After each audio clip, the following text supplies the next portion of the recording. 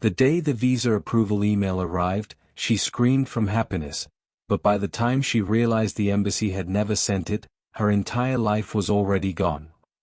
That is how people later told the story of Samantha Dlamini, a 24-year-old girl from Soweto who believed her future was waiting for her in Los Angeles. But her story did not begin with the email. It began long before that, on a hot Sunday afternoon when Samantha sat outside her mother's small RDP house scrolling through her cracked phone, dreaming of bright lights, tall buildings, and a life where she would not have to count coins to buy bread. Every time she opened Instagram she saw girls her age in America posing with Starbucks cups, taking photos on Hollywood Boulevard, living soft lives, and she would whisper to herself, "One day, that will be me." But wanting something too much is dangerous, because even lies start looking like blessings. One evening, while searching for overseas jobs, Samantha saw an advert that changed everything. The advert flashed across her screen like it knew her heart. It said, USA Work Program. Los Angeles. Zero experience needed. Relocation in 30 days. For a moment she thought it was one of those fake things, but the pictures looked real. Happy African girls wearing uniforms, standing in front of an office that looked American. There was even a video of a woman saying she traveled through the same agent and now lived in California. The name written at the bottom was Mr. Caleb Recruitment Agency. Something in her chest jumped. She clicked the WhatsApp link without thinking. The moment she sent, "Hello sir, I am interested," the reply came so fast that her hands shook. The agent typed politely, even calling her Miss, something she rarely heard from anyone except her teachers in primary school. He told her she qualified for a work placement in Los Angeles as a hotel assistant. He said the job came with accommodation, breakfast, and a transport allowance. All she needed to do was pay a once-off processing fee of 15,000 rand. Samantha felt weak. 15,000 rand was impossible for her. She had never even touched half that amount in her life. She told the agent she could not afford it. He replied, "Miss Samantha, I will hold your space for 2 days only. After that, I cannot guarantee another opportunity. America is waiting for you." Those words sat in her mind like a seed. That night she could not sleep. She imagined her mother smiling with pride. She imagined sending money home every month. She imagined TikTok videos of herself in Los Angeles. She imagined a different life, a softer life. By morning she had made her decision. She borrowed money from 2 neighbors, promising to pay them back in 2 months. She sold her small ring that her late father gave her. She lied to her best friend, saying she needed money for a school registration. And the most painful part, she took her mother's last 2,000 rand that was kept in a plastic bag hidden under the bed. She used it to complete the 15,000 rand.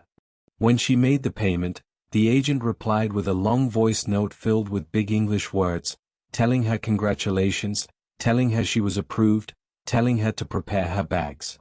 Samantha cried from happiness. She told her mother, who was confused but smiled because her daughter was finally getting out of poverty. The next days were filled with excitement.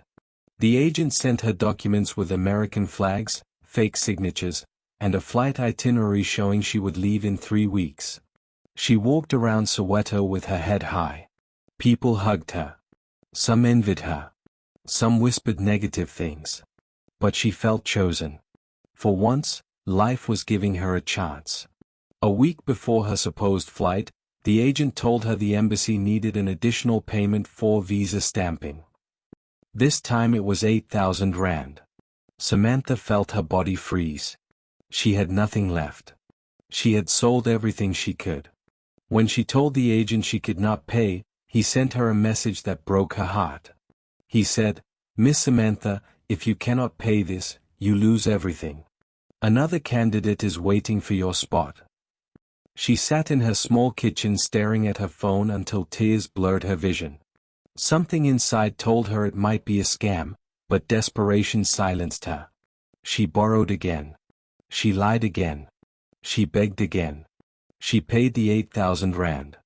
Then, like a candle dying slowly, everything went dark. The agent stopped replying. His number no longer existed. His WhatsApp profile picture disappeared. The documents he sent her looked different now, almost childish, like something printed in a rush. Samantha called him again and again until her voice broke. She emailed the supposed embassy and they told her they had never heard of her name. She realized the truth: she had destroyed her life with her own hope. 4 days she stayed in her room with curtains closed. Her mother cried outside her door, begging her to eat. Her friends whispered. People who gave her money started calling non-stop. She felt ashamed. She felt dirty. She felt like she had ruined her future forever. One night Samantha walked to the bridge near her street and leaned on the rails, crying so hard she could not breathe. She wanted the world to swallow her. She wanted silence.